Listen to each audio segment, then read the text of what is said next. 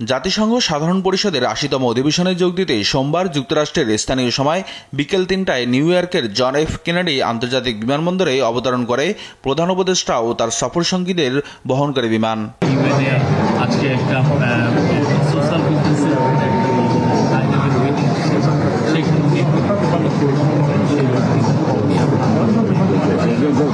তারপরে উনি চলে যান হচ্ছে এসডিজি অ্যাওয়ার্ড ওনাকে দেওয়া হয়েছে। এসডিজি অ্যাওয়ার্ড উনি ছাড়াও আছে।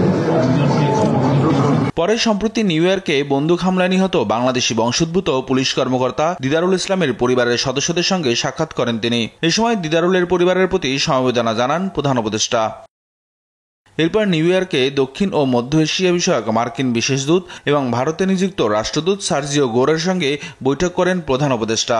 বৈঠকে উভয় পক্ষ বাণিজ্য, দক্ষিণ এশীয় আঞ্চলিক সহযোগিতা, সার্কের পুনরুজ্জীবন, রোহিঙ্গা সংকট এবং ঢাকাকে লক্ষ্য করে বিভ্রান্তিকর তথ্যের বিস্তার রোধ সহ বিস্তৃত দ্বিপাক্ষিক এবং আঞ্চলিক বিষয় নিয়ে আলোচনা হয়।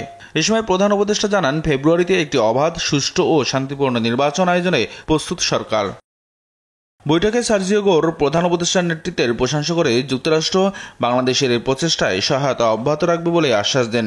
এ সময় IMF এর ব্যবস্থাপনা পরিচালক ক্রিস্টালিনা জর্জিয়েভারের সঙ্গে সাক্ষাৎ করেন প্রধান উপদেষ্টা। জাতিসংঘের অধিবেশনে যোগ দিতে প্রধান উপদেষ্টার সফরসঙ্গী হিসেবে রয়েছেন অন্তর্বর্তী সরকারের ৬ উপদেষ্টা সহ বিএনপি, জামায়াত ও এনসিপির প্রতিনিধি দল।